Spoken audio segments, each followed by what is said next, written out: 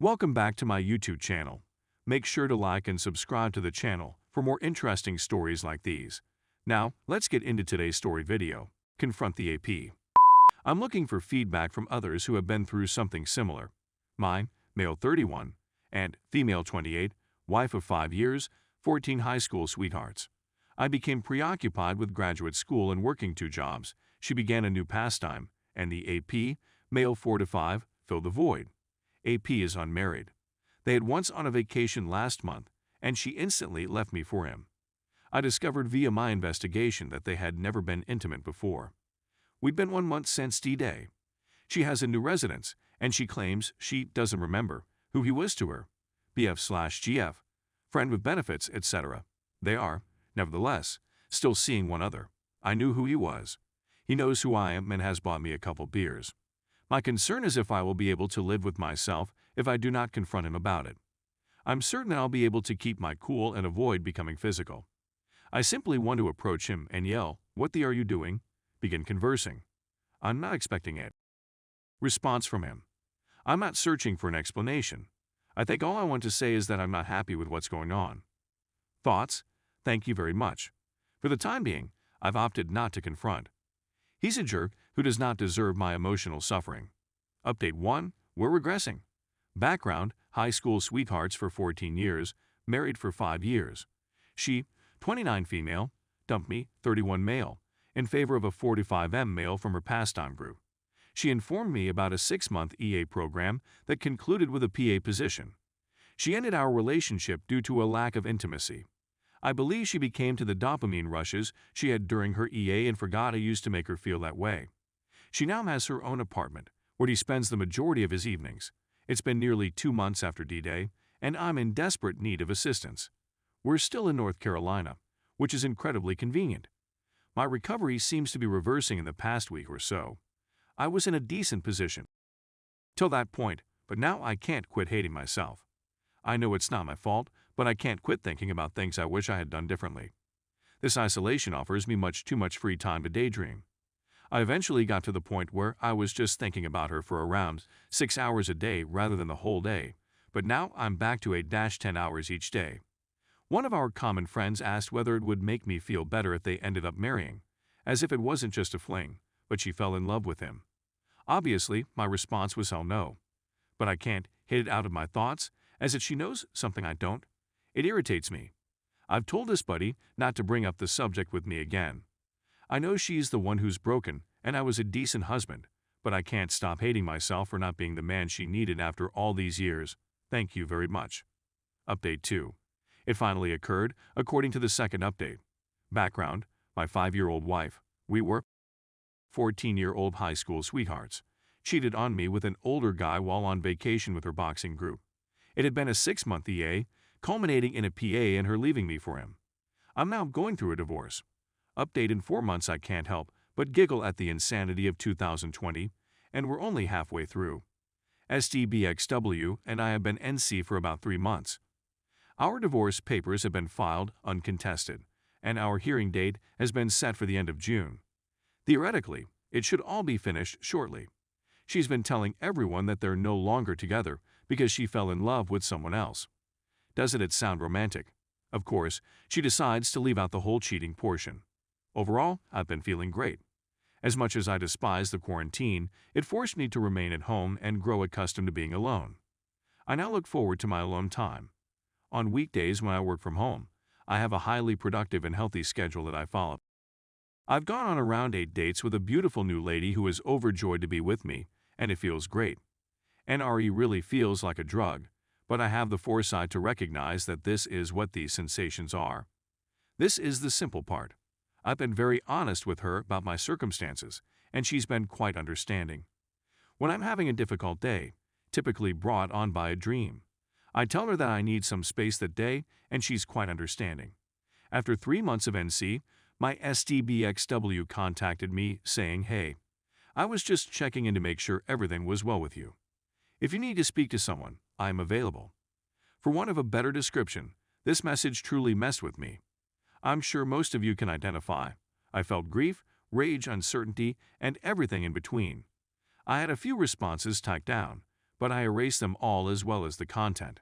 I'm pleased I did it now. Then today, when I contacted her about some issues, I continued receiving emails from our former bank. She apologized once again, saying, "Sorry about that. If you don't want to chat, I understand, but if you want, please know that I am here for you." Again, erased with no response. No contact is really the only option. It's natural for me to want to read into these messages. I wonder whether things with old guy dipshit are finally coming apart, or if she has something she wants to tell me, or if she heard I'm dating someone else. Anyway, once again, thank you very much. Everyone warned she'd attempt to re-enter my life in some way or another, but I didn't believe them. And now we're here. Wow, thanks for the gold. Thank you very much for this community once again. The replies have been incredible, and they have helped me understand the full value of that message. Update 3. Mutual acquaintances. Those pals eventually responded. Well, it's taken us a week to react because we honestly don't know what to say. It seems that your mind is made up, and we don't have much say in the matter. We hope you are pleased with your choice and that it brings you serenity. We'll always be here if you change your mind, but we're not going to allow anybody tell us who we can and cannot be friends with.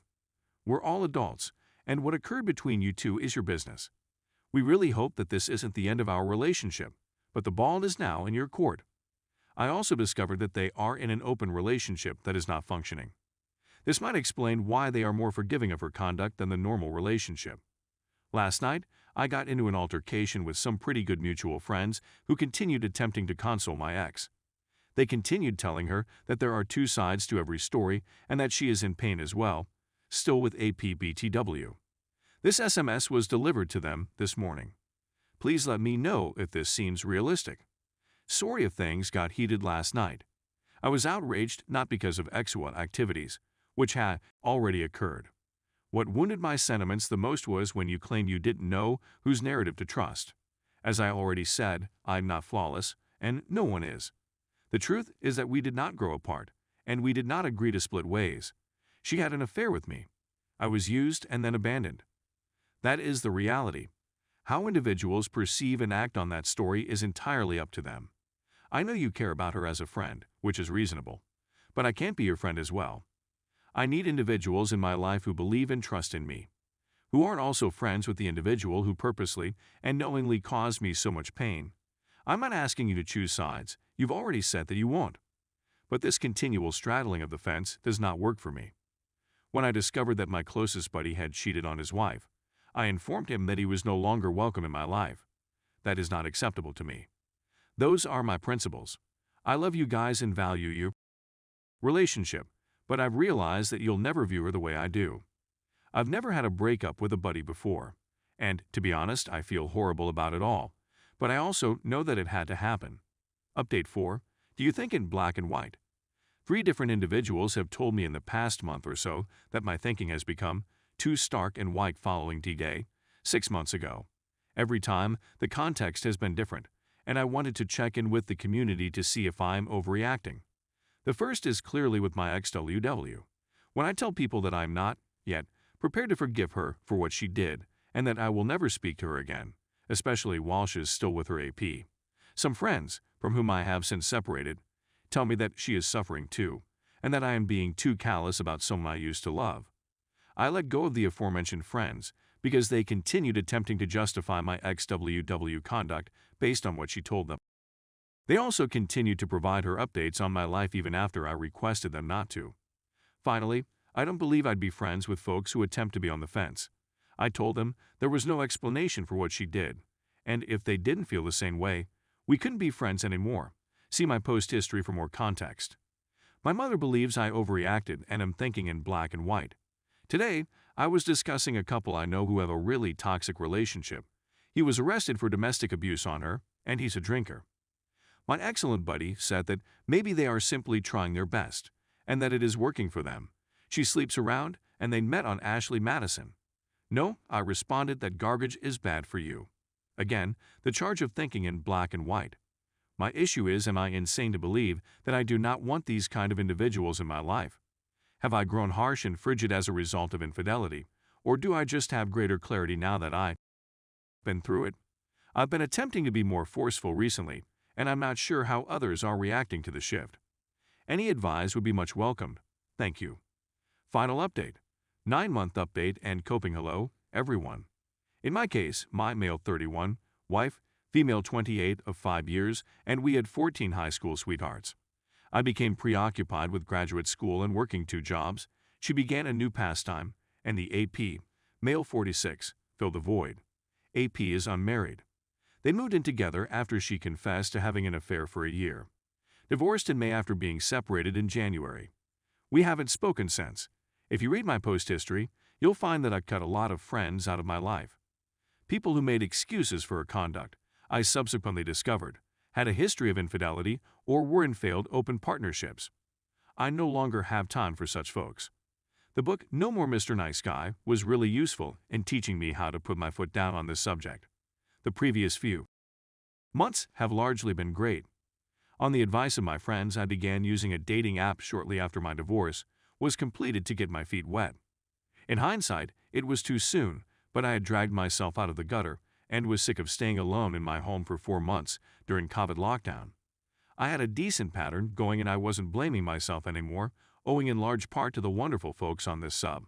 I went to therapy once a week until August, when my therapist suggested that I should be able to function on my own, which I agreed with.